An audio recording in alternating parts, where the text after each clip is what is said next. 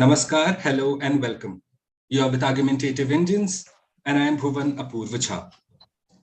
The story of India's progress from the 1940s, when the first nuclear program of India was initiated by Homi J. Bhabha, to the present times when India has completed the nuclear triad, has been a story of many twists and turns. What has remained constant, though, is India's commitment to developing nuclear weapons as solely a part of its defensive arsenal. A policy of no first use, NFU, of nuclear weapons has characterized India's security doctrine. The country's formal nuclear doctrine from January 2003 to repress a nuclear attack on Indian territory or any part of Indian forces. The Indian diplomats have often advanced the country's commitment to not using nuclear weapons first as proof of the country being a responsible state and thereby as a means to resist any pressures to sign any treaties that would affect its nuclear arsenal. It would seem natural then that no first use is a core element of India's nuclear weapons posture. However, statements by late Manohar Parrikar, the former defense minister of India, who had said, and I quote, "Why do a lot of people say that India is for no first use? Why should I bind myself?" It would seem then that the no first use, I should say that I'm a responsible nuclear power and I will not use it irresponsibly, end of quote.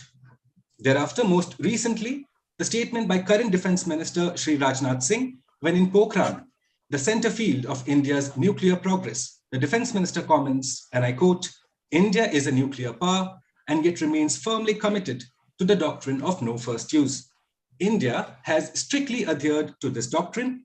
What happens in the future depends on circumstances," end of quote.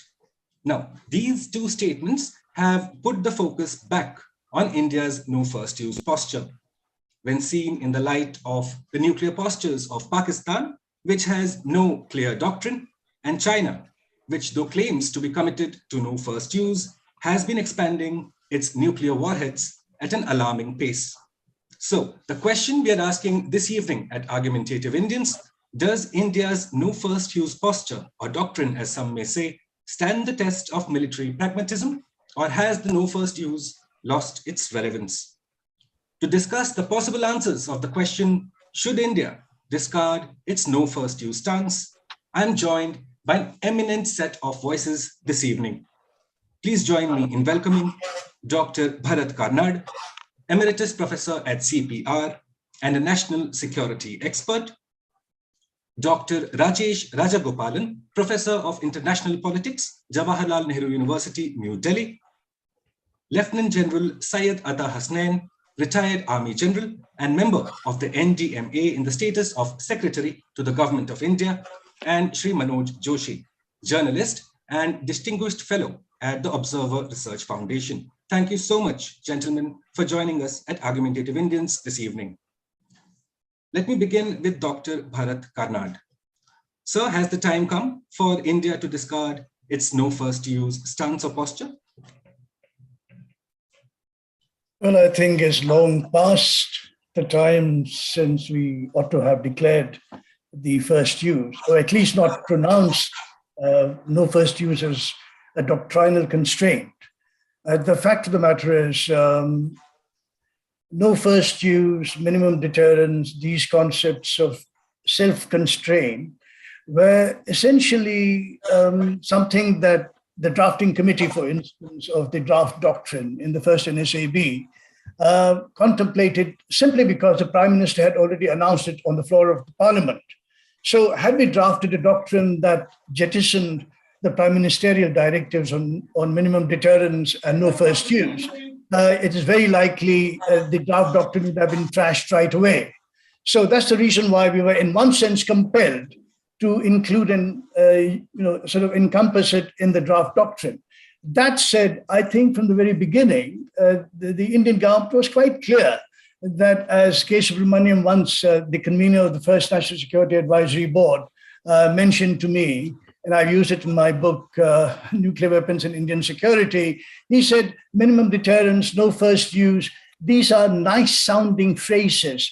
They make us look moderate So this is the point that has always been lost, that this was a thing that is there that we talk about, that Rajnath Singh recently mentioned again, reiterated the first use, no first use aspect, more as a public relations. No first use will be the first casualty in war. It is credible only in peacetime. Or once there is war, talk of no first use goes out the window. Because you see, in a very real sense, no first use straddles the divide between ideals and military liability. So military liability is what it'll become should we actually, in real terms, stick to no first use. Think of the absurdity this way. How absurd the notion is, especially for India, which has no civil defense measures, which has hardly any disaster management worth talking about. We have none of the infrastructure for any of these things. And yet we think in our right mind, really, that we'll be able to absorb a nuclear first strike? When you talk about retaliation only, does it make sense when you don't have any of these things that would make such a stance credible in the first place? The no first use would be credible if you had good civil defense measures that all the peoples of the people in the country were completely aware of, had practiced all the time. If our disaster management agency, for instance, was able to deal with the normal floods and typhoons and so on that we get every year. And when we have our cities inundated with monsoon strike, and we are left immobile, do you think really that we'll be able to absorb a nuclear first strike and then retaliate? This is the real problem. You see, it doesn't make sense. And it was never supposed to make sense, other than as everybody knew when we were drafting it, people in the government knew about it. And one only hopes that those in the military were not really seduced by this notion of no first use, because really it cannot be sustained in crises or war. Now, that said, what are the uses of the first use? As I've recommended that we go first use, not against Pakistan, for God's sake.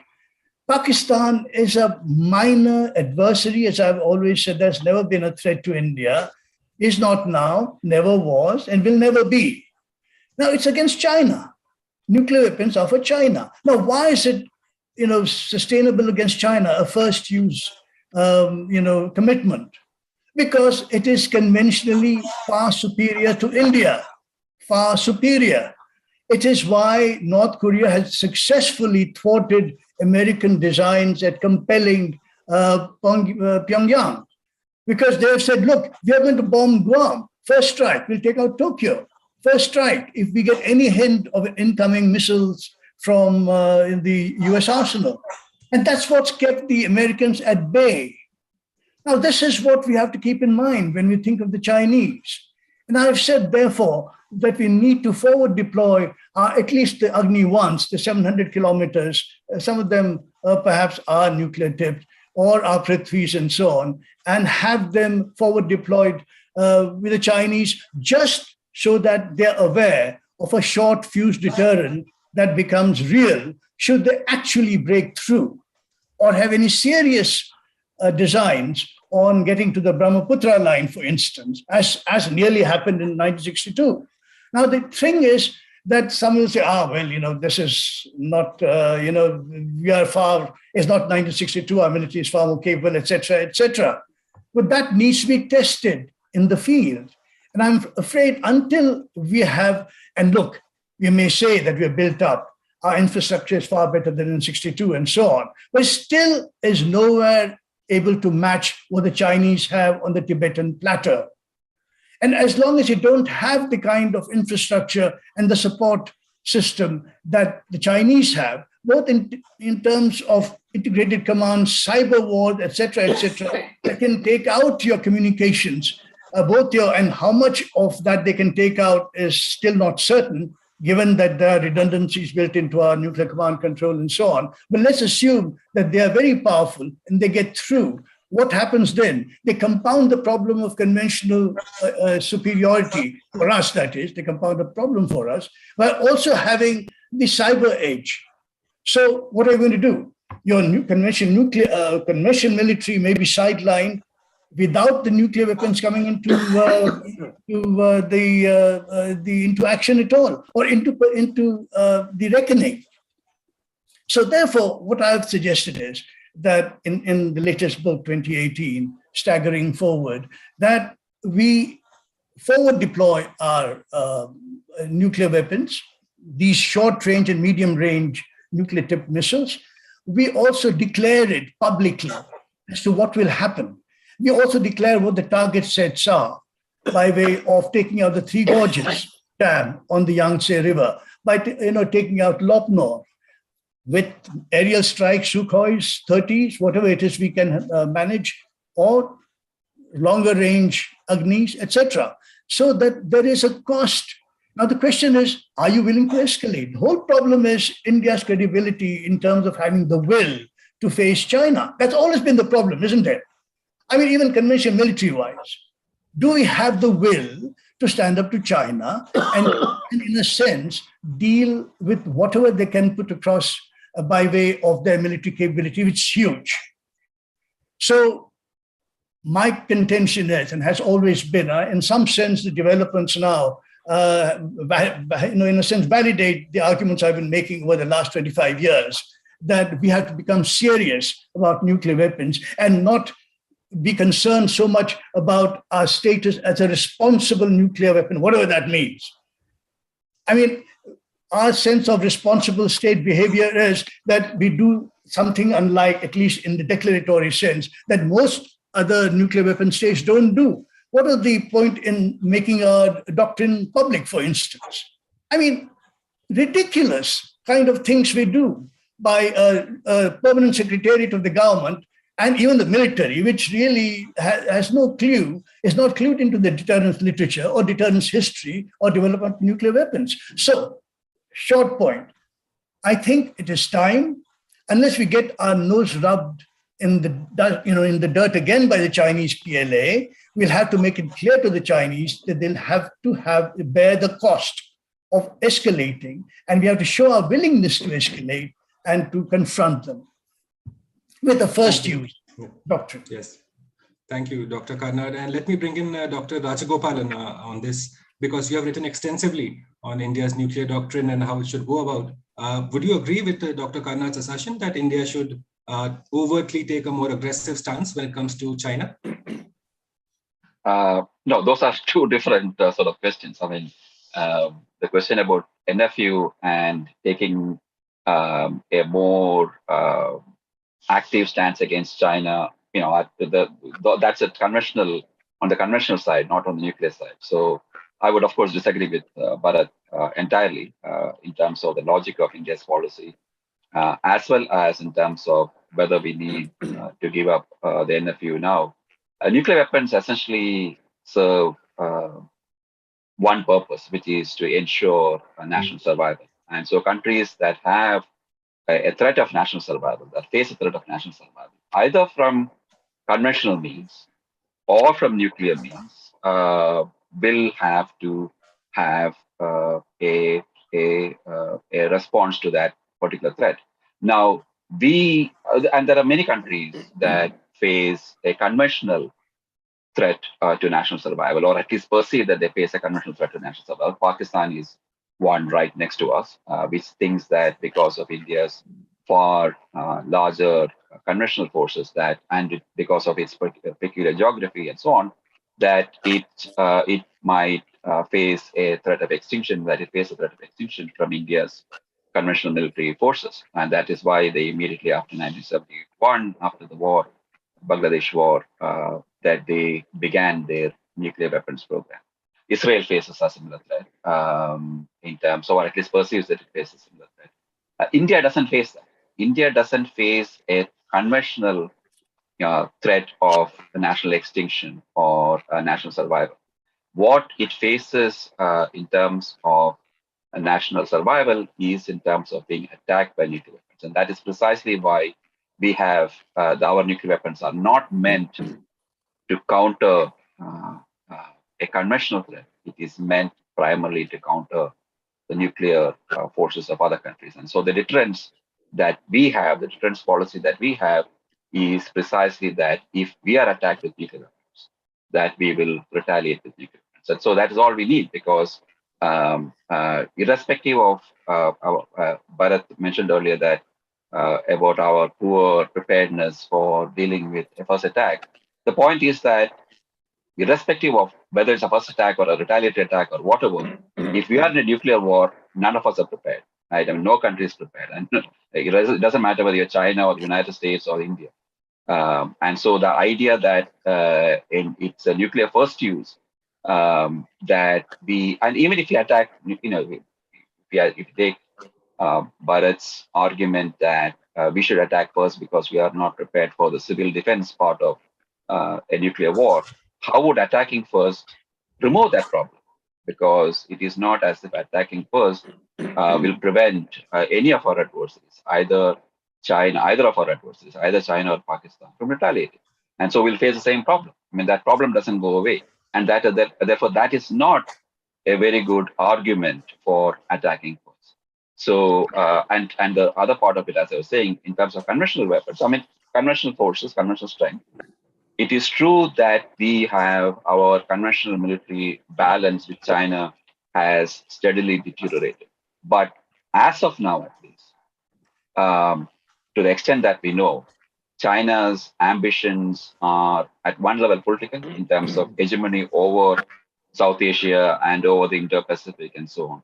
But at another level, in terms of a specific military objective, it is at the border. It is along the LAC, the territories that they claim across the LAC. It is not conquest of India.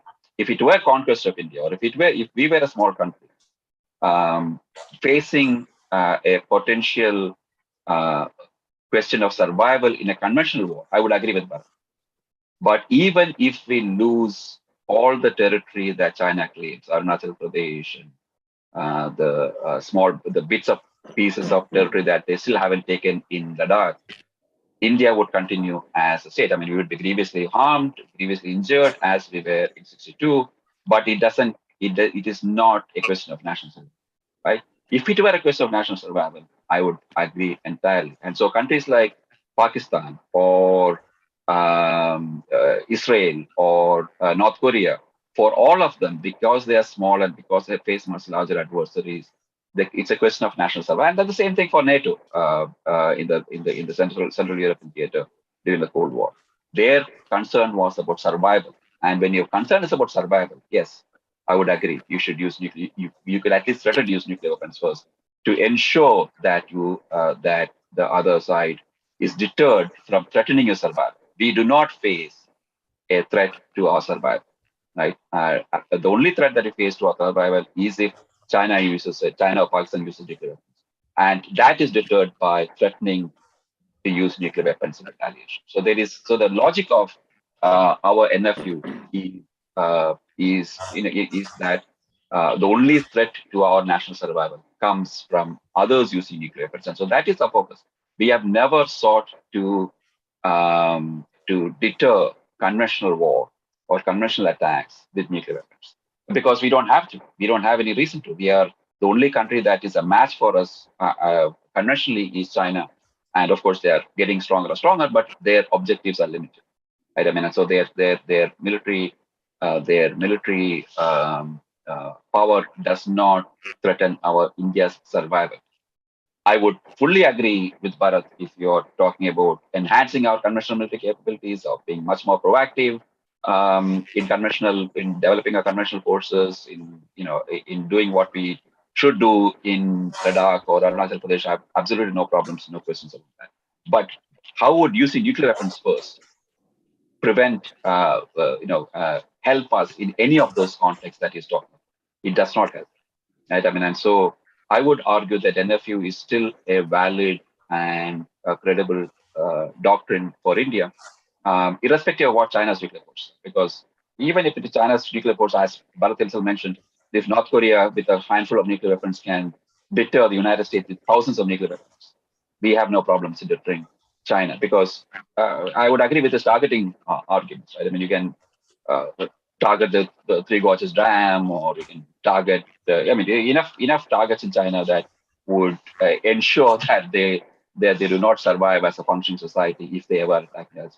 If they ever attack us with nuclear weapons, irrespective of the nuclear balance between that is. So to that extent, the fact that we have a relatively small nuclear arsenal, I would agree that there are areas where we need to improve. We need to have more SSBNs. We need to have missiles with longer ranges and so on and so forth. I mean, we have been way too slow in terms of developing our capabilities. But that aside, large numbers do not make any mistakes in as far as difference goes with nuclear. Let me stop here. Thank you, Dr. Rajagopalan. And let me bring in Lieutenant General Syed Atta Hasnain. So you have had a long and distinguished career in the Indian Armed Forces. So I have two questions for you. First, obviously, should India look to discard its no first use policy? Which side of the fence are you sitting on? And number two, as Dr. Bharat Karnad said, that we lack the civil defense preparation. So in your current role as part of the NDMA, would you agree with the statement that we lack the capability to absorb a nuclear strike and then probably proceed to strike again? So, thank you very much. Can you hear me? Am I audible? Sure. Yes. Right. Thanks very much. Very interesting points of view. Outstanding academics, analysts in front of us, and two different points of view. I don't know. Maybe I would like to toss a coin and see which side I should align myself. But I do think I tend to go along with Dr. Rajagopalan a little more. But let me just remind you, in the 5 minutes that I have, let me just remind you first, when Mr. Parikar spoke about this in 2016, at least 2016, Mr. Parikar's whole idea, to my mind, he spoke in a particularly India Today debate at in Taj Mansingh. I still remember I mentioned this, spoke about it a lot there. A lot of us questioned him after that. To my mind, his intention was entirely to draw a red herring, primarily to message Pakistan. Although Dr. Karnad says that Pakistan is unimportant in this, we can swat it off like a fly. But to my mind, I do think Pakistan has still got some significance as far as we are concerned. Mr. Parikar's intention was that there to test the waters and see how does the world feel, how does Pakistan feel, anyone else who's on the receiving end of India's nukes, how do they feel about this sudden talk about the change of India's nuclear doctrine. There was a little bit of a ripple which was felt here and there. The ripple was not felt in China at all. The ripple was felt more across the LOC, across in Pakistan, and lots of literature, lots of discussions started emanating there. So at that time, I was just questioning myself. I was not so much of an expert on nuclear policy or doctrine, looking at it primarily as a practitioner. I said, why is the NFU cast in concrete? Is it cast in stone? I mean, do we have to say that we have declared NFU as a doctrine, as a nuclear doctrine, and tomorrow if there's an existential issue that India faces against Pakistan or against China, you mean to say we will have to first declare to the world we are changing our doctrine and now we will take on a first use possibly? I don't think that's required at all. I mean, the degree of flexibility built into this whole thing. Policy doctrine is meant to be flexible, right? And if it meets your ends, first class, absolutely. That is what it is meant for. And you are going to talk in a situation which is a situation of virtual desperation, which is what first use is all about survival. And then nothing stops you from changing your policy midnight, in 2 seconds, and going ahead with what you intend to do. So NFU, in terms of projection to the world, the NFU is there. This is what is our declared status. But I think the unwritten part of it underneath very clearly says that should the contingency arise, we will be flexible and change our policy. I'm at least quite clear on that. There's in terms of national security, you don't have to wait for directions and orders to change your doctrine and your policy. I agree with Dr. Karnad to the extent that we need to take many more non-military measures. Why non-military itself? Conventional military measures and lots of non-conventional military measures in terms of our infrastructure, one of the things which I always talk about is survivability. Forget the survivability of the country, the survivability of the army, of the armed forces themselves, in terms of much better protection in a nuclear environment. The kind of protection, conventional protection, is nothing. 3 feet of earth on top of a soldier's head is just about nothing. So we need much, much more of this. And with the kind of missilery which China is displaying at the moment, you are going to find a tremendous amount of conventional munition coming on top of you. And then possibly, if ever it happens, you may even find a nuclear strike coming on. But I must outline this fact that to me, Pakistan is significant. Let me just try and introduce a bit of a red herring myself out here. If let's just go back to the scenario of 1965, hypothetically, 65. In 1965, if India was a nuclear armed power and Pakistan was not, what options would have arisen when the Pakistan army was threatening to break through at Asal-Uttar? You remember this famous thing which came into Asal-Uttar, the midnight call which came to General Harbaksh to say, pull back to the Bias and defend Jalandhar at all costs. That was half of Punjab going at that time. How would India have, if we had a nuclear option, how would we have responded to it? Would we say we will have a second strike or a first strike? This is something which still gels in my mind, and I keep wondering as to what would we have done if both India and Pakistan were both nuclear armed, and India had declared a no first use and Pakistan had not. Then a breach at Akhnur and a full breach at Asal-Uttar to directly threaten Amritsar from the south and Jalandhar from the west. What kind of a situation would it have led to?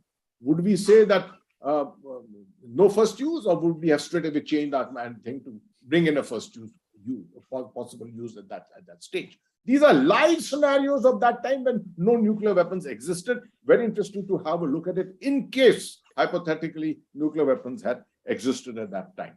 Lastly, on the specific issue which you asked me, Apoor, on the aspect of civil defense. Okay, your preparedness for war is never complete. As you're aware, is never complete. I mean, it's always 70, 80, 90%.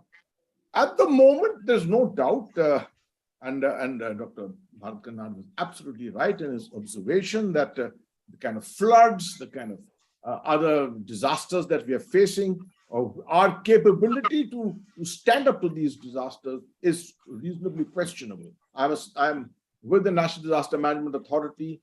I can assure you there has been a tremendous improvement of our capability, not to say that at any time we can ward off all disasters, but let me just remind you, in specific cases, 1999, the Odisha cyclone, 2001, the Bhuj earthquake, 2004, the tsunami, each of them on an average 15,000 fatalities. In the last 3 years, you've had cyclone after cyclone on the eastern coast. On the east coast, our casualties have not topped double digits. That's because we've got a national cyclone risk mitigation program of $1 billion run by the World Bank in conjunction with the World Bank, which is doing wonders and reducing that kind of a thing. Similarly, many more programs are coming up now. National Earthquake Risk Mitigation Program, National Landslide Risk Mitigation Program. We've had 2 terrible landslides in the last 2 weeks itself, one in Manipur, one in J&K. These are not going to end climate change. You're seeing what's happening with climate change. This is not going to end so quickly, but we can mitigate. We can mitigate definitely. When it comes to the urban areas in India, there's a dire requirement for our civil defense to get more professional. Although, let me tell you, volunteerism and community response, which is 2 very, very important things when it comes to war fighting in these kind of stages of war fighting, both of them are coming of age. We are at the initiation stages, and I do say in the next 3, 4, 5 years, much more will come as far as our capability is concerned. I hope people are aware that the 15th Finance Commission has allotted a fairly high chunk of money for capability development and mitigation, which is being expended today by the National Disaster Management Authority, something which we just didn't have in our hands before. So I agree with Dr. Karnad. We are not at that stage of preparation. Definitely not. No. But much is being done to reinvigorate all this by the government of India. Particularly, I would like to focus on the field of home guard, civil defense, etc. Reinvigorate this whole thing. There's a whole policy being looked at for bringing ex-servicemen into this fold, for bringing what we are calling the friends in disaster, what are called Abda Mitras, 15,000 of them already under training at the moment. So all this is in the melting pot. Abda Mitras will ultimately top 100,000 when they are fully trained, and they would be catering for situations of this kind, nuclear warfare kind of situations too. So I'll stop here at this stage. My definitive answer to your first question, Apoorv, is that I go along with Dr. Rajesh Gopalan, that I think the doctrine of NFU needs to continue to survive and we must maintain a degree of flexibility when it comes to its execution, which should be known to the rest of the world. Thank you very much. Thank you, sir. Let me bring in Shri Manoj Joshi. Sir, you have written extensively at the Observer Research Foundation. In fact, the ORF also has written extensively on India's no first use stance on both sides of the argument. I'd like to know your views as to whether should India discard its no first use stance, or has it lost its credibility in terms of erosion since 2003? Is there a shift in India's no first use posture?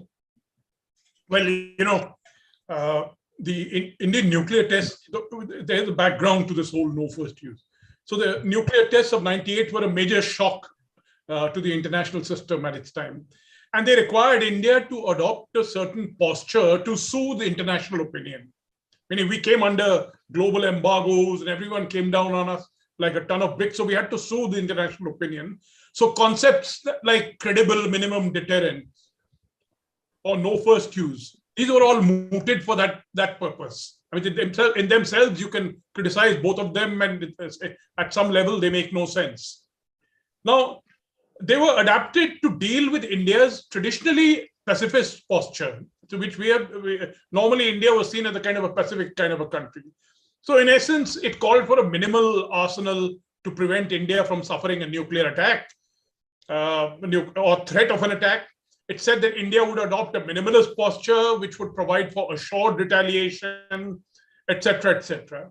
And so a paper that was tabled in Parliament, Evolution of Indian Nuclear Policy, this was in May of '98, repeated the readiness to discuss the no first use as a bilateral measure. So initially we said we'll discuss it bilaterally with, I think Bharat referred to this, that the Prime Minister also, Prime Minister Vajpayee in August, he very clearly laid out the NFU of the country. And these were all basically measures to soothe public opinion. As a reporter, I covered many of these press conferences, etc. At the sidelines of this, I think this press conference after Vajpayee's speech, the then National Security Advisor, Mr. Brajesh Mishra, he told me quite bluntly, he said, I don't agree with no first use.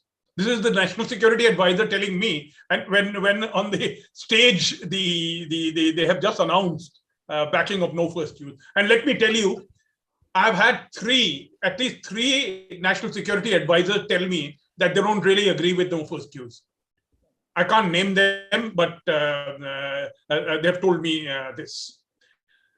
So there are three factors involved. As I said, one is the global opinion in the aftermath of the test. The second was,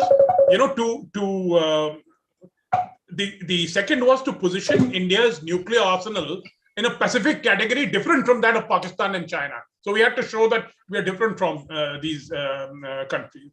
The third was the practical one, which I think has been mentioned by many people, that you develop an arsenal that would not bankrupt us. Because, we had the example of Soviet Union getting bankrupt. So the point was, you didn't want an expensive, satellite-based surveillance, launch on warning, launch on, that kind of stuff, extensive surveillance network, be constantly on your alert if you had a first use posture. So there were these three associated reasons for the NFU. Now, many infirmities of NFU became evident as Pakistan developed theater nuclear weapons. You see, For example, how would India react if an Indian military column was struck by a nuclear weapon inside Pakistan? So the attack would have been on Pakistani territory on an Indian military column. So there's a big question. You see, how would you react? Would you wipe out Lahore because of that? I don't think that was a credible kind of a scenario.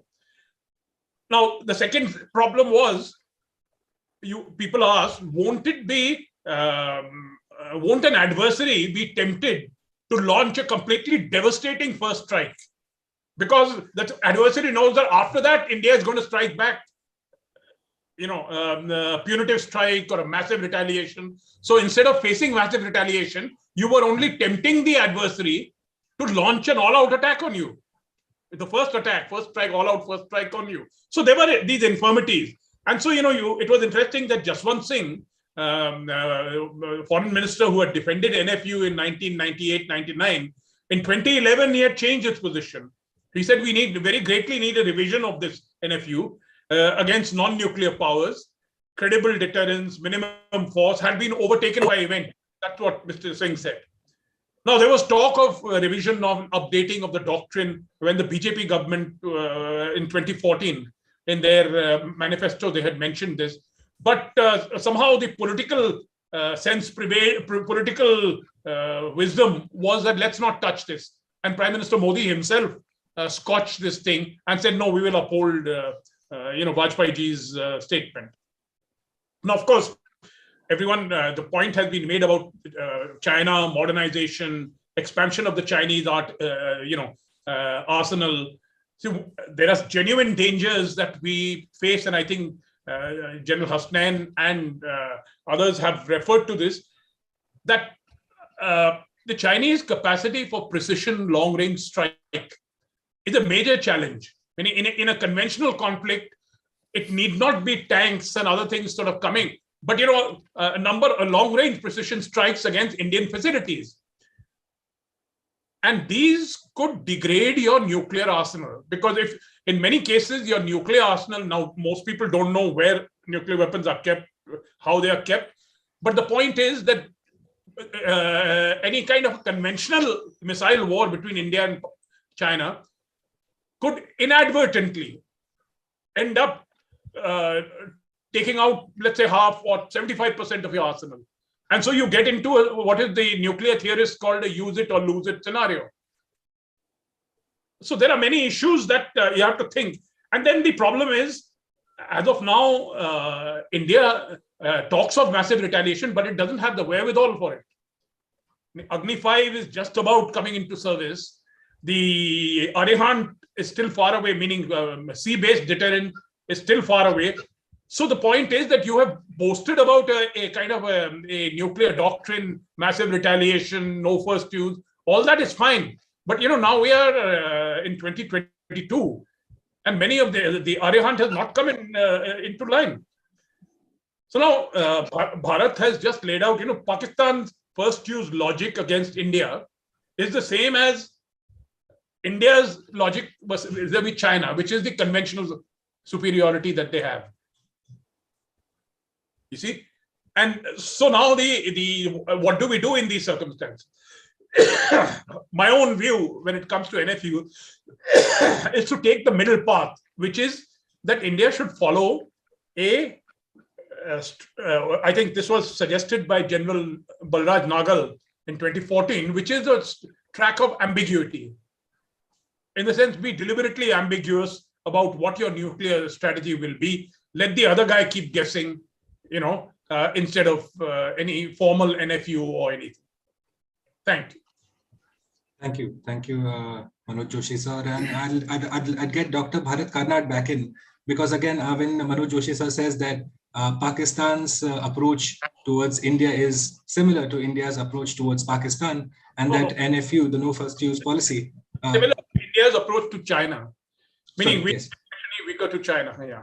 Right, I stand corrected. So when we consider this, would you say that eventually the no first use if we roll it back, it will be seen as more of an aggression or aggressive maneuver, and that rather than we just let it erode over a period of time. Has that happened? Is that the case with the India's stance on no first use?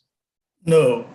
The fact of the matter is, what I've been suggesting is a no first use and a forward deployed posture as a reactive, passive, defensive, the usual military attitude the Indian military and the Indian government has always had in the mountains with China, being realized with nuclear weapons. This is a tripwire. It's a nuclear tripwire.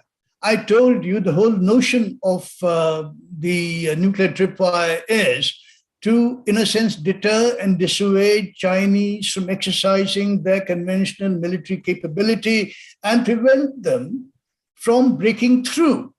I thought I said that. And the whole point about this is it meshes very nicely with our mindset, which is defensive, passive, reactive. So how is it, in a sense, proactive and going off and striking anybody? It is up to the Chinese to break through our lines and ingress in depth, because that's the ambiguity there. Forward deployed doesn't mean you are right on the LAC. It means you're forward deployed enough to launch your missiles.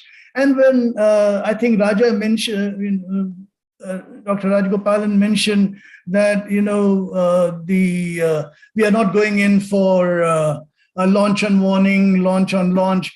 And what is the canisterized Agnis for? It has given us the capability for launch on launch, launch on warning. Our constellation of satellites is not that large. It's true. And that's the reason why I'm saying that if you forward, posture your nuclear weapons, as I'm suggesting, with where you want to place them is our business, but sufficient for it to be activated in case the Chinese PLA breaks through. And that's the point. That is completely in sync with our defensive mindset. That is the point I made. And I'm not sure why it's not getting through. The other thing is, I'm astonished when it is said that, well, loss of Arunachal Pradesh is no big deal. A loss of Ladakh is no big deal. And if about them, loss of what is a big deal? Now, naturally, you'll say any of the extremities, provinces in the extremity loss is not a big deal. It's precisely the attitude the Indians have always suffered from for a millennia. The point being that you can always withdraw to Nagpur if the circumstances dictate. For God's sake, somewhere you have to hold your line. And it cannot be that you are then hostage to what the enemy adversary country does at all times. And I'm astonished by this because, again, it's, Pakistan is at most a tactical threat for India. It's not a strategic threat.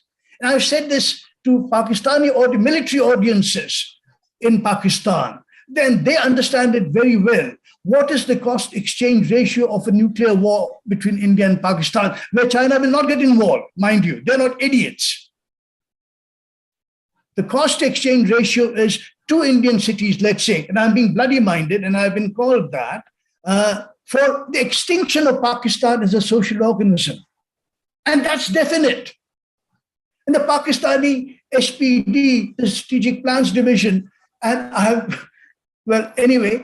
I met with those guys. I've been in the nuclear signaling, at least until about 2007, 2008, where this was made clear to me by the SPD chief at the time. I mean, the man who really was at the center of the SPD. And it was not Khalid and these people. It was Asaf Ali, Lieutenant General. He was head of operations, SPD, plans and operations. Now, this is a man who completely agreed with my cost exchange aspects, and they understand that it will be very difficult for them to initiate a nuclear exchange. Why? Because, you'll suddenly have a Pakistan army without a state. And that's what is said about the Pakistan army, isn't it? It is singular in the sense that it has a state attached to it. It'll have no state. Do you think they're going to risk it? Think of it.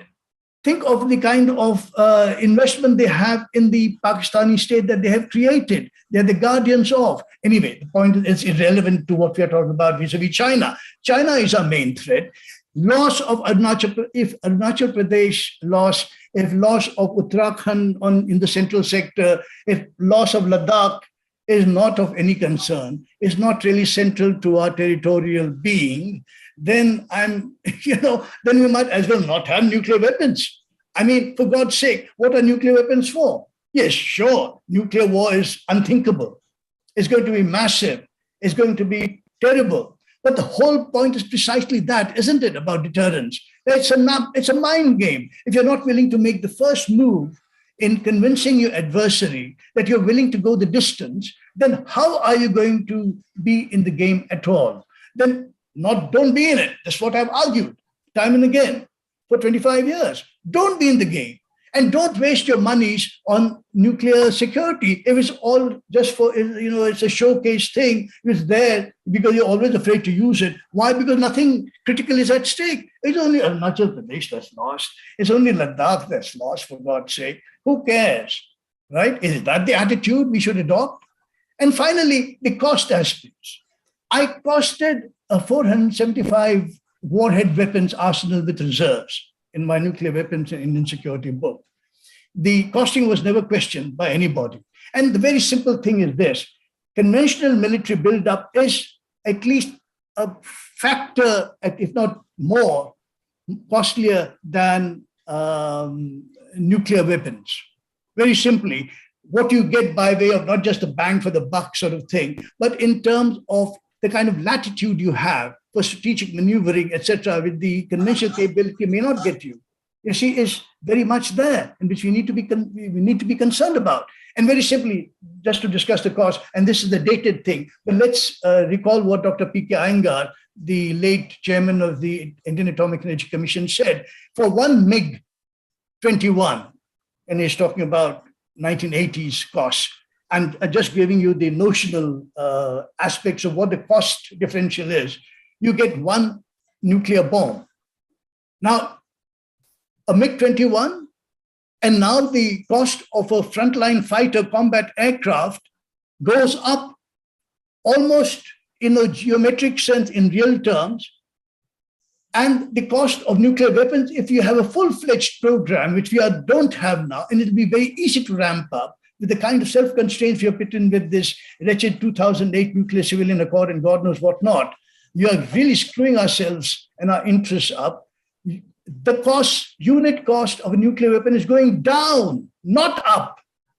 We are building a weapon city in Karnataka. We are doing the kinds of things. Even with these sunk costs, the unit cost of warhead is far, far cheaper than conventional military buildup, which becomes, obsolete even as you begin fielding it.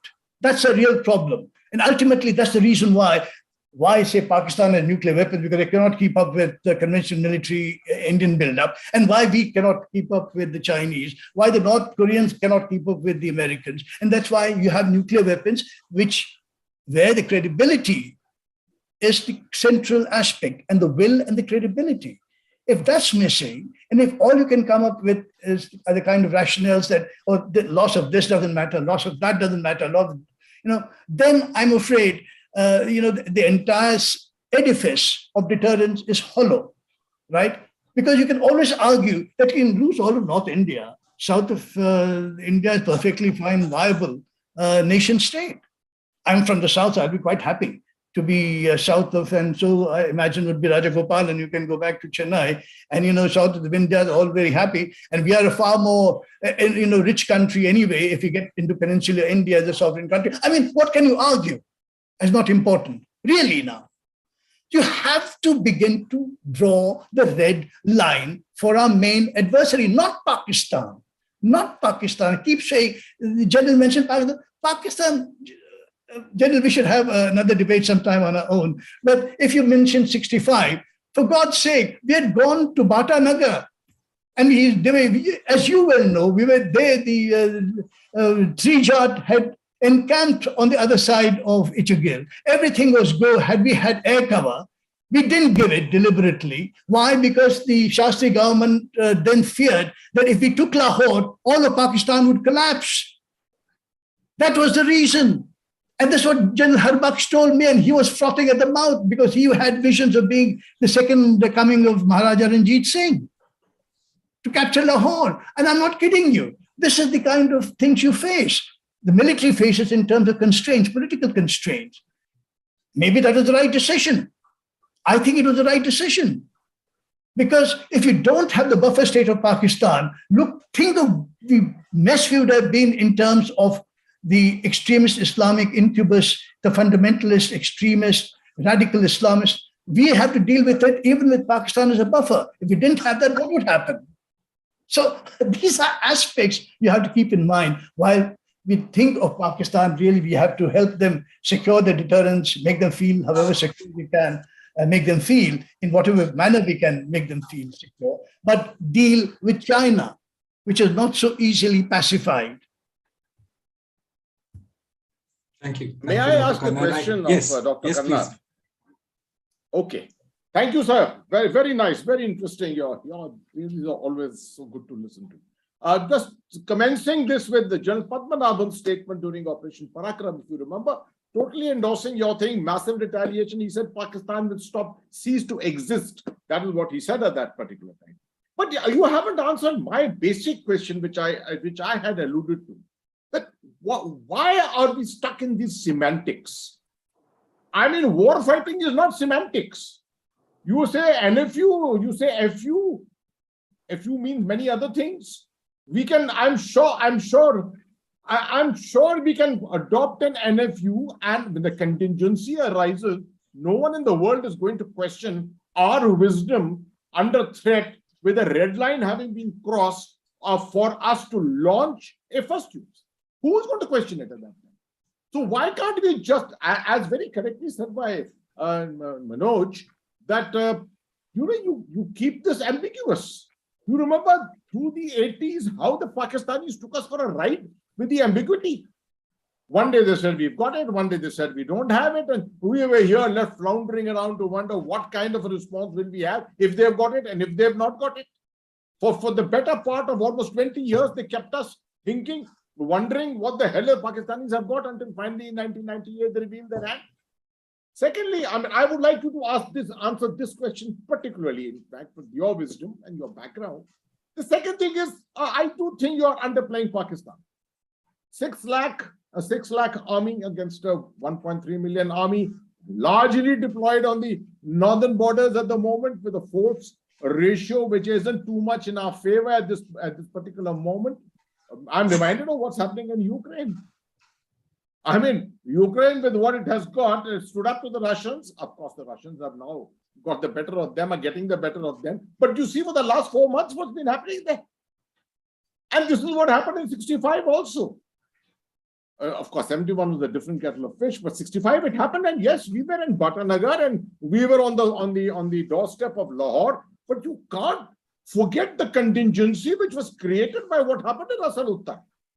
And the midnight call Jan Chaudhary made to General Harbaksh to say, pull back, get back to Bias. Jalandhar is more crucial for us.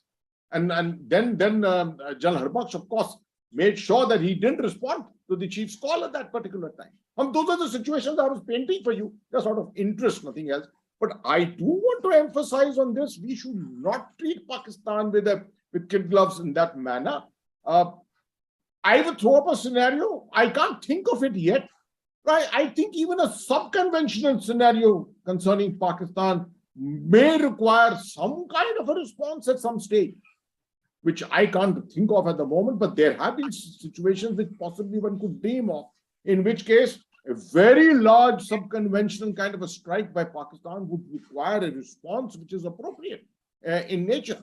So this is another aspect which I would request you to comment upon. Lastly, I don't think, maybe Dr. Rajesh will speak for himself, of course, but I don't think he really meant that Ladakh is dispensable and Arunachal Pradesh is dispensable. We were talking about red lines, essentially. For me, the Ladakh range itself in Ladakh is a red line.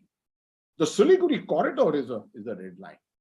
Arunachal, the first stretch of territory till Sela, maybe a little behind Sela, is itself a red line, right? And we may have NFU or no. If situation comes, push comes to shove, in that kind of a situation, yes, we will retaliate. We will retaliate with what we have at that particular time.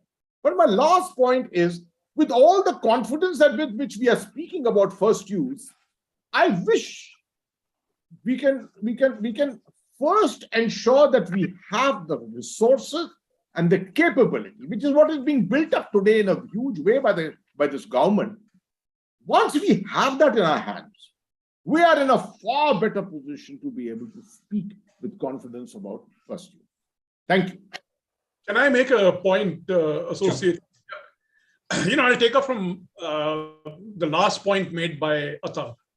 It's all right, NFU, etc., etc. My worry is again precisely that, that the Indian thermonuclear deterrent didn't work in the test. It's an untested system. And if we are going to have a long-range missile threatening China, wiping out so-and-so, and you have an untested thermonuclear weapon, it didn't work. And so there are basic problems. So associated with that, my point is to build up, the other aspects of your arsenal. That is that whether you want to develop more accurate missiles, I don't trust the DRDO too much on many of the claims that they make about the accuracy of this and the accuracy of that and all kinds of things. I mean, I can write a whole book on that. There's no, because I've been following them almost since 1984 when I began my career as a journalist. Now, the issue right now is the modernization and building up of the arsenal. So one is the question of numbers. We have seen China expanding its numbers. And so we need a systematic response to that, because China had a certain set of numbers. China had a certain deployment pattern. They are changing their deployment pattern. They're merging their systems, So we have to respond to these individual kind of developments.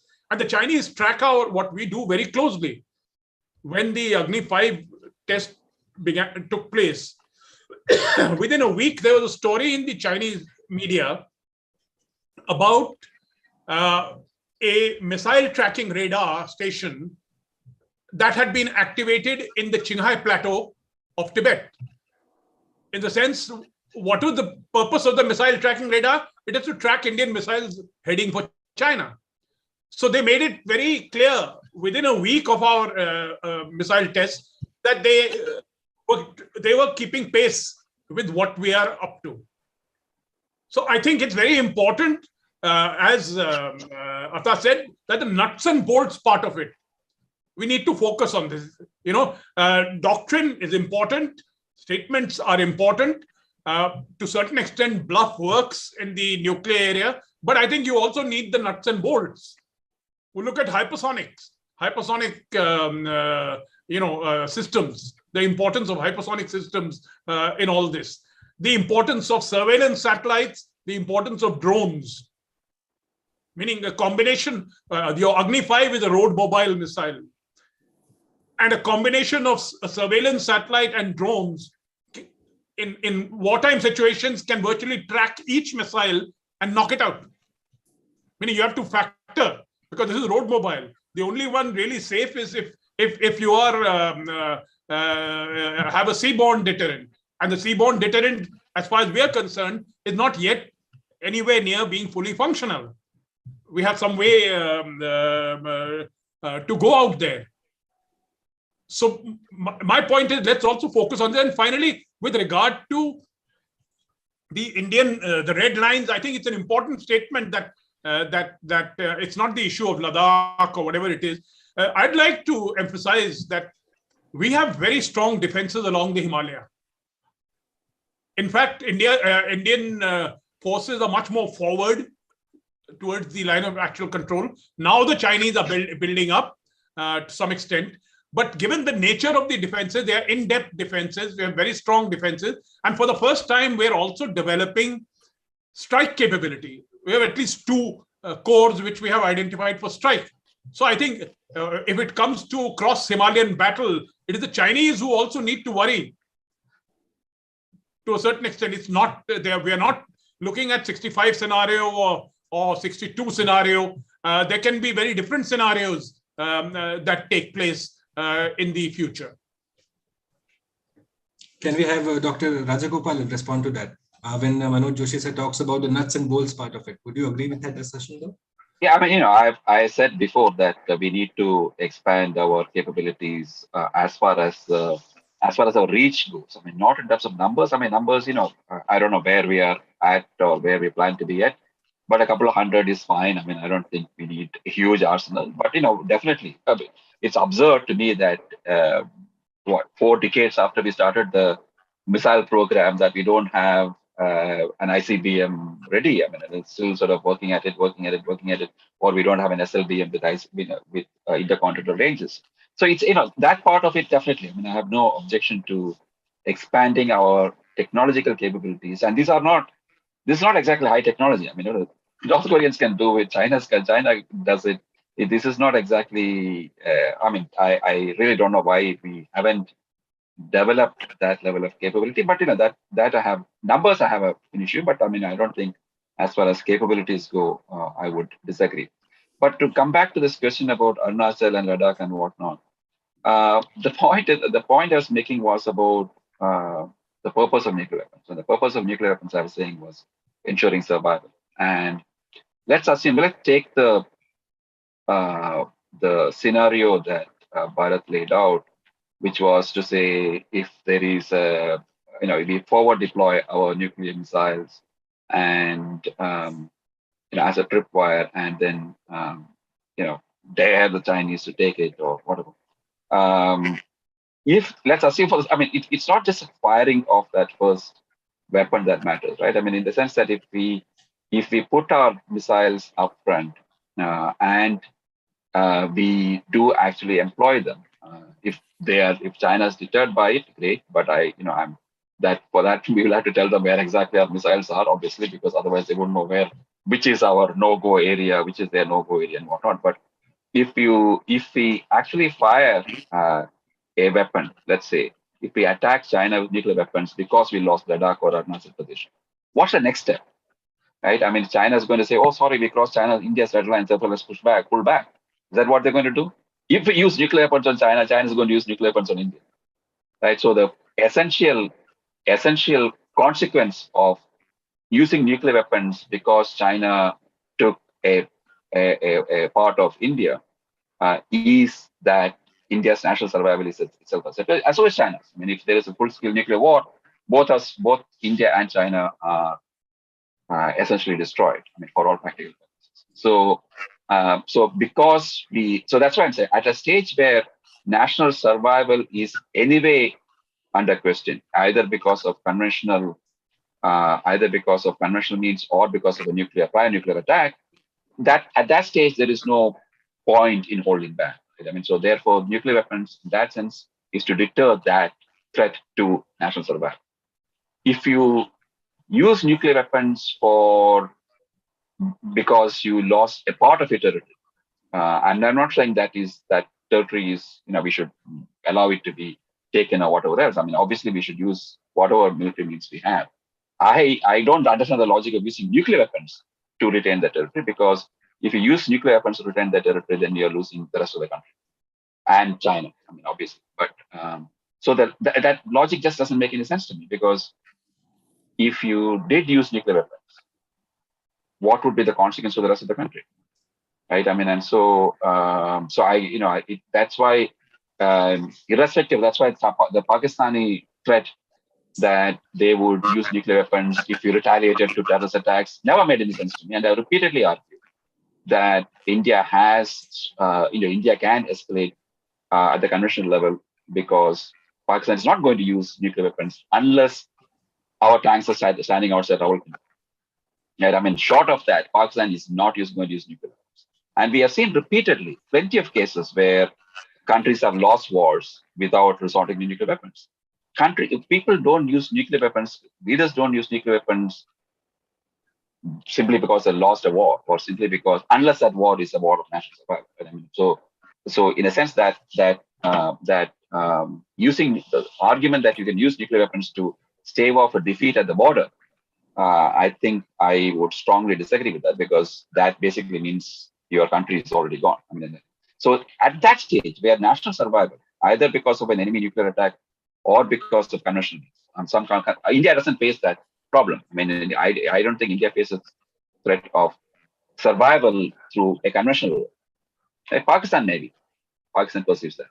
Israel, Taiwan, maybe. I mean, Ukraine, definitely, right? I mean, so again, we talked about the fact that Ukraine made a mistake in giving up its nuclear weapons. So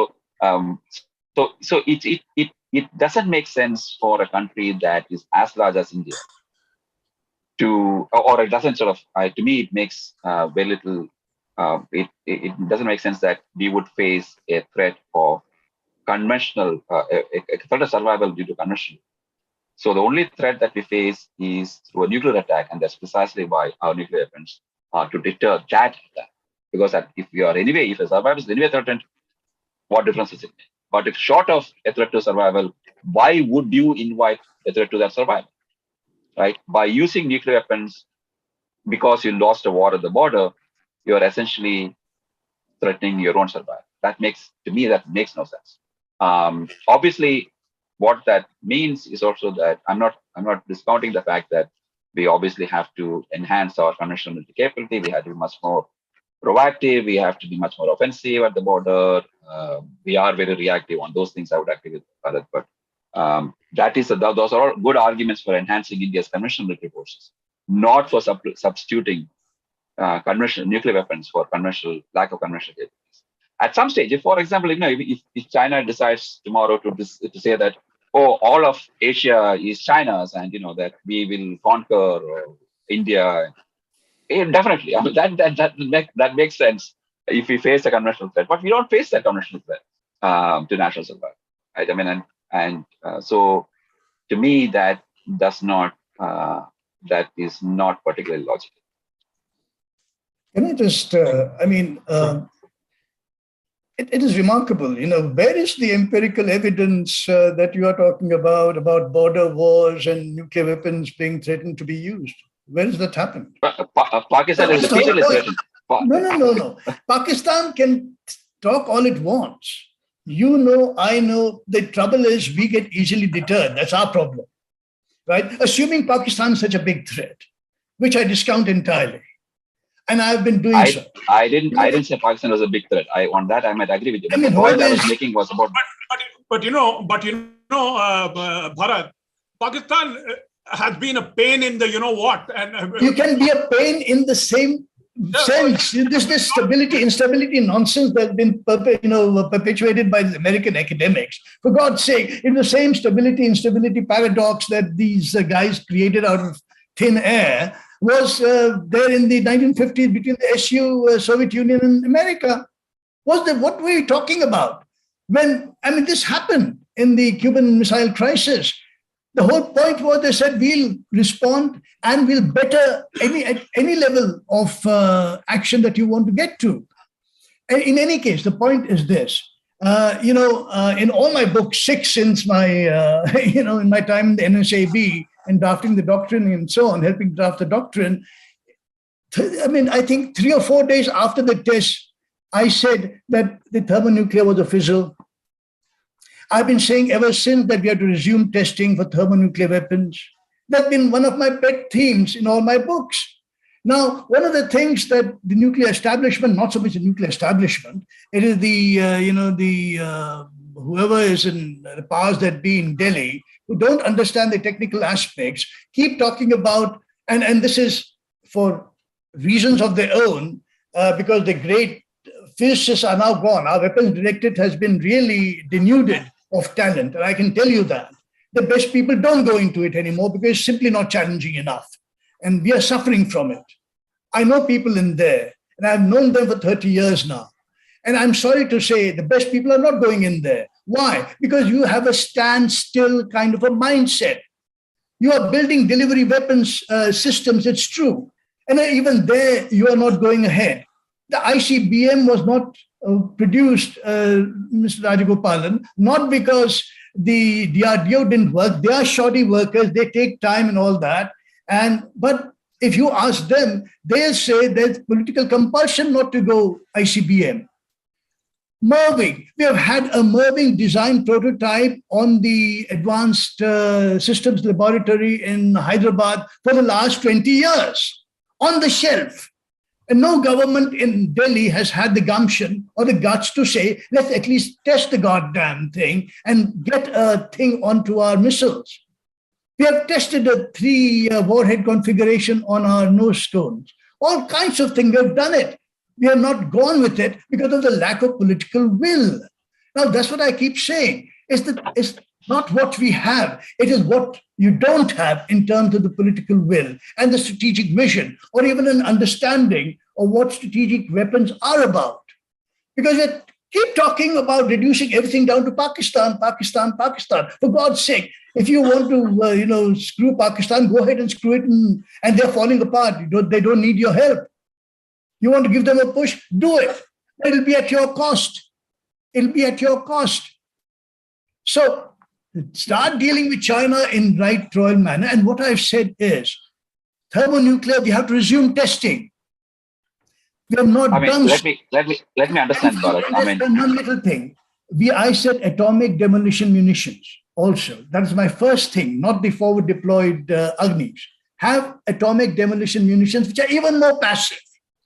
You can bring down, by the way, the Chinese will have a very difficult provocation if they think that's a nuclear provocation. After a good part of leading elements of the group army ingresses into India, and we bring a mountainside down on it without venting radioactivity, mind the way. The best anti-radioactivity thing is Earth coming down on you. We kill off a whole goddamn brigade worth of the Chinese who have ingress, whatever, then say it, let it be left to the Chinese to say that this is an initiative which needs a nuclear response. And then last thing before I don't want to monopolize the time, but the thing is, you have, when someone says, oh, we can switch doctrines and we can switch operations just like, I'm sorry, General. I mean, you know as well as as anybody else, perhaps better than all of us, when a force trains on a certain doctrinal principle and they believe it, and then overnight you say, that is just for the thing, and we can just go ahead and go offensive off the bat without preparation. The whole downstream things that you have to get in line before you do that. If you say we have all that in line, fine, then everything, we can switch our offensive, defensive things on a coin. But that's not how it happens. You know that. Our Strategic Forces Command is not structured that way. I mean, I don't want to get into it, but this is ridiculous to assume that we can switch on the border as the circumstances demand. No, you cannot. That will be reckless and suicidal.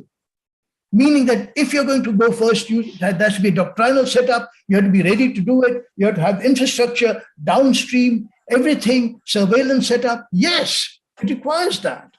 My point is, in cost-effective terms, cost-benefit terms, it might pay better dividend if it did that. Then we build up conventionally in a manner that we have, which is really still industrial age military.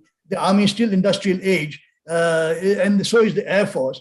I mean, we are still not into the hardcore drone swarms, AI-driven weapons, robotic systems, and so on. We are about 30 years behind in real terms. So, what is the protection we have in the meantime? Well, the Chinese are racing ahead and are posing a threat to the United States. The US is saying they're ahead of us in cyber war, AI-driven systems. So how far behind are we? 2.5 generations behind? We can talk about it. But this is the real problem, that we don't grasp the hard reality of how backward we are in terms of real strategic means and keeping up with cutting edge technology. And the Chinese are. I mean, that's a whole other debate about technological capability and economic capability and whatnot. I mean, that is not about NFU or nuclear weapons, because what you were saying earlier was not about ADMs. You were talking about firing missiles into China, right? I mean, and when you talk about, that's what you said. So that's what I mean. But my first thing, if you recall, Raja, in my first book, I said ADMs in my very first book, 2002 book, I talked about atomic demolition munitions. Thereafter, I have refined over the years in my books where I've argued why it is that we now have to have, a missile build-up along with ADMs. Those are two different things. Those are two different things. Not two different things. I mean, it's the second tier. It's a layered offensive system. Dr. Bharat, may I come back on your last issue, which you had risen with me, on the issue of semantics? What prevents us from preparing ourselves for that first use? But let's go ahead and do everything we need, the infrastructure, the command and control, etc., and follow a policy of no first use. What is the problem in that? I think it's very reverse way. You are putting it the other way around. What you are saying is that you can't have an NFU and switch to first use. I'm saying have a first use capability and don't follow the first use capability. Follow NFU. The real problem, Ata, the real problem is in all our defense and security policies is in the realm of our political leadership. Our political leadership is simply not willing to delve into this in a kind of a specialized way. Meaning, look into issues of nuclear forces, why they are nuclear forces, what they should do. So their attitude toward the thing is, Acha, this is the job for the army, let them handle this. But that's not true. Because unless and until you have very systematic and in-depth kind of political guidance and leadership, you cannot have a viable nuclear policy. So it has to be a reactive policy. It will be a reactive policy. And so I would like to say that the primary blame for the state of affairs lies with our political leadership. Full stop. Manoj, may I, if I may just, you see, I don't know how much you have interacted with the parliamentary committees, etc. on defense. I'm sure you have many times, probably. My experience of dealing with political leaders involved with defense is a little different. I don't think, first of all, that they are disinterested. I do feel that many times I have come across some very, very vocal, extremely intellectual politicians who understand this whole thing. It's a question of decision-making at the government of India level, finally. But otherwise, the political community at large in India, I think today is far, far better than what it was several decades ago. Atta, you used the word parliamentary committee. Now, what's the fascinating thing is that all the parliamentary committee reports are first rate. First rate, meaning they propose things which other committees have proposed subsequently. The problem is when the same guys become government, they seem to, kind of lose their way. They seem to lose their nerve. They just don't apply their minds. But again, let me just get in Lieutenant General Hasnain on this, because again, when we talk about the political will and having the strategic vision, one question that comes to my mind immediately is that we have seen a structural revamping of the Indian Armed Forces under the current Indian leadership and General Bipin Rawat. So would you have said that we are also undergoing kind of structural revamp in our nuclear posture? Would that also be in the works? Would you expect that to be happening simultaneously? Lieutenant General, sir, you are on mute. I would not like to comment too much on that because I'm really not privy to it. It's not something I don't go to the Strategic Forces Command and sit across the table with them and speak and that kind of a thing. Yes, but there are a lot of SFC people with whom off the radar one does talk to them and get oneself a little more updated. I would say a tremendous amount of work is going on under the current government. There's no doubt about it. In the entire defense domain, there's a tremendous amount of work going on, and Atmanirbharta perhaps is dominating the whole show, and because of which the aspects of doctrine, etc., are not really being spoken about so much. I do feel that the coming of a second CDS will make a difference. Definitely, it's waiting for that. Everyone is held back a little bit at the moment. It is the coming of the CDS will actually have that so-called single window kind of a reference point that will probably be able to build up on the very good work which General Bipin Rawat had done so far. Not that I'm sure that there has been too much work on the nuclear domain as such. Mr. Manohar Parrikar, I do remember, was very inquisitive. He was always into this, questioning, finding out. He was a different politician that way in many ways. Mr. Rajnath himself is proving to be a person who is also delving very deeply into this whole game of military affairs as such. So it's good to have these kind of Raksha Mantris with us, and I'm sure under them, the overall confidence of the armed forces is increasing. But to say specifically that anything is happening in the nuclear domain, I would not be able to put much information on that. I would like to make a point here. I was a member of the Naresh Chandra Task Force on National Security. So we looked at every aspect we recommended Chairman, Chiefs of Staff Committee reform, many of the reform measures that have been taken subsequently. But right in the beginning, we had a meeting. Now, I'm not going to mention names.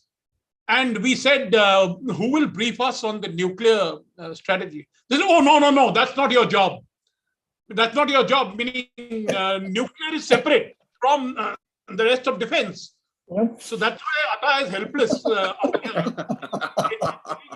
Because you are right, actually right. Because the point is that this is my critique of the government, that you have completely, it's a completely messy situation where you keep the armed forces out of that, yet the nuclear weapons are embedded within the armed forces.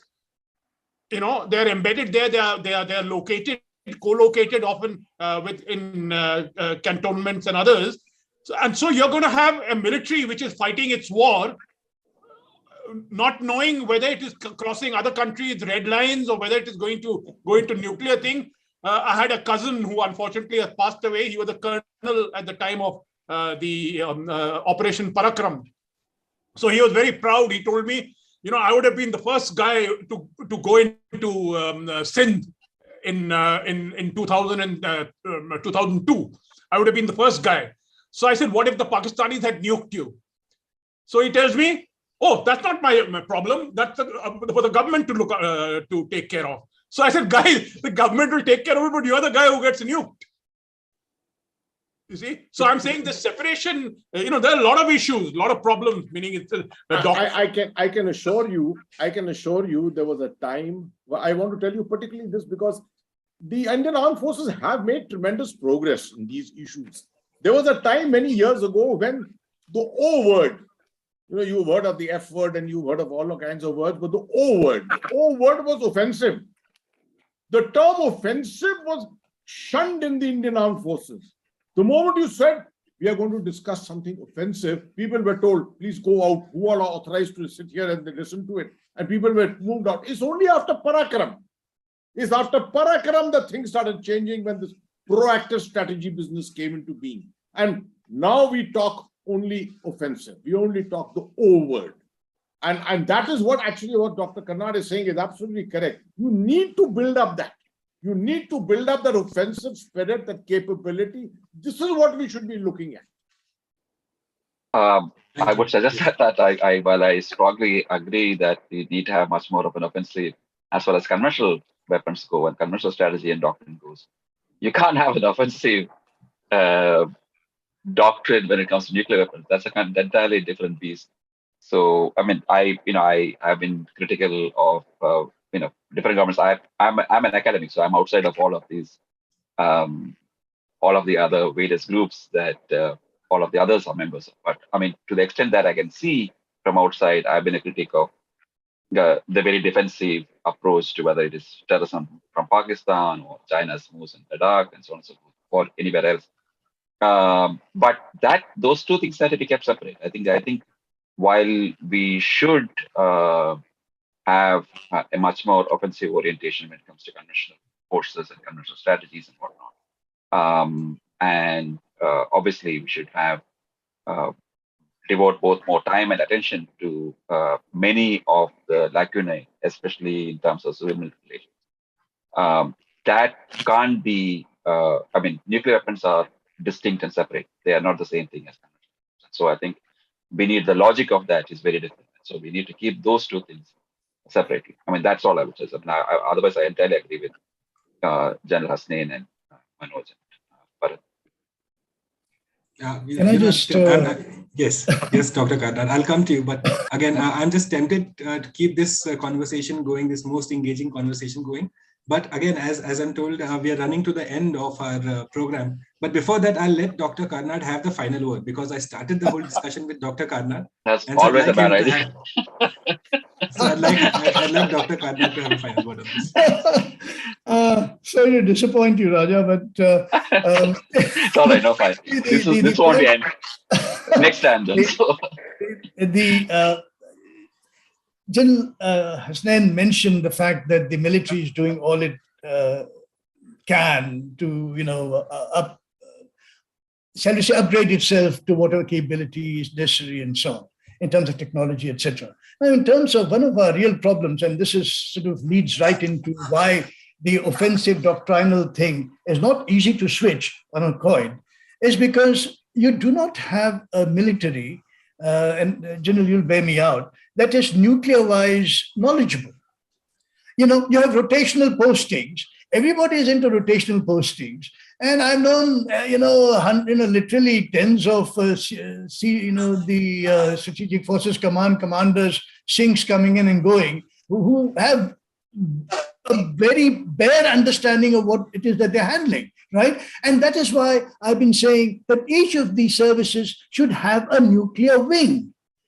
Now, I remember Admiral D.K. Joshi telling me that, yes, we are going to have nuclear-powered submarines. They're firing nuclear weapons, ordnance, and therefore we are going to go in like the U.S. Naval Nuclear Service, all the submarines officered by specialists, and as in the Russian Navy, etc. We too are having it. Now, it was during D.K. Joshi's time. I haven't heard of, there might be a beginning there, but in the Navy. But that's the only service that is even thinking about it. The Army has no sense. Air Force is completely out of it. They have no strategic weapons platforms. And I've been saying we should lease the Blackjack Tu-160 bomber. We don't have a manned recallable vector in our arsenal, and we only have a missile that can be, shall we say, terminated mid-flight if it is a wrong thing, whatever happens. But that's not the point. The point is you have to have a recallable vector. We don't have it with the Sukhoi 30s, which are medium range. Let's be very honest about it. It'll need the kind of strenuous tactical routing, which is going to be difficult for any Air Force to pull off. And that's what I've been arguing for years. The last thing, all this is going to cost money. Money is a real problem. Now, the question is, what are your priorities? That's the reason why, in one sense, the conventional military is very correct to say that if you're going to have nuclear buildup, it may be at our expense. And which has been, by the way, the thinking from when General Manekshaw, when he was the Eastern Army commander in the 62 war, and who was against nuclear weapons then, by the way, when Homi Bhabha came out and said, in response to the 64 Chinese test explosion, that we should explode too. And this, by this, he said in 62, trying to convince Nehru, let's go with a nuclear test that we'll somehow be able to manage to build up our morale and then begin having nuclear weapons. 62, when we were humiliated, Bhabha said, and yet there was no follow-up from the civilian side. Now, that's why I've been saying we have to have a strategic budget for strategic armaments. Keep it separate from conventional military, so there's no, clash there. One of the reasons the conventional military feels compelled to say, oh, let's have minimum this, minimum that, minimal this, minimal nothing, zero, the whole damn thing, is because they feel that their armaments and their forces are at risk if you begin building nuclear buildup. So these are various things that you have to think of that the government is not thinking of, I'm sorry to say. We may be we may get it in the neck very soon, sooner than we think. Depends upon how the Chinese read the American unreliability as an ally and partner, and is they completely unreliable. And it's so wrong of us to think that they're going to come to our rescue. We have been free riding on security for so long. There's no free lunches, no free ride on security anymore, which is why we have to rely on ourselves. And ultimately, that's where, Dr. Rajagopalan, the tiered atomic demolition munitions, and then you have second tier backup with the forward postured missiles come into play. Because we have no option. We do not have the resources to build up every which way as Chinese have. Thank you, Dr. Karnad. Would Joshi sir like to add to anything that Dr. Karnad said? Manoj sir? No, I've already made my point that I think that the biggest failure is of the political class, and I still maintain that. And I agree with Bharat about the Navy. In fact, there was a proposal for the Navy to get a flight of Russian bombers. I forget I forget which one it was. Tu-160. Yeah. No, meaning I think it was another one. There was some other number which I remember. But whatever it is, it didn't happen. Well, that's a Tu-22 backfire bomber. Yeah, that's something different. That's something different. So that was anyway. So the point here is that unless and until the nuclear doctrine, this no first use, all of this, because if you see, as I told you, when we were told off by this government official in the Naresh Chandra committee, he said that nuclear issues have nothing to do with defense. They are political weapons. So what I'm saying is this is the attitude which is all pervasive. Unless and until there is an integration of the doctrines, the nuclear doctrine, or whatever it is, and the conventional doctrine of the armed forces, they should, of course, the joint doctrine of the armed forces there, but it's kind of just a paper thing. But unless there is an integration there, unless you look at these security issues in an integrated fashion, you're going to be in trouble. And there's one point, I don't know whether that was mentioned, that this the Chinese, their rocket force, they keep their conventional and nuclear missiles together. There's no separation, so you don't know what's coming at you. Whether it's conventional, whether it's nuclear. So there are issues which we need to address. But in any case, that's not the point right now. Thank you. May I make just one point? Yes. Sure. I entirely endorse the last intervention by Dr. Bharat Karnad. The aspect of civilization. You see, one of the major things that we are suffering from in the armed forces is this whole transfer business, this whole business of going from peace to field and staff to, into units and back. There has to be a degree of civilization, a mix of civilization along with the military in most of these strategic fields. I can tell you one other field on which perhaps the argumentative Indians may like to have a full seminar on themselves, and that is the whole area of communication strategy.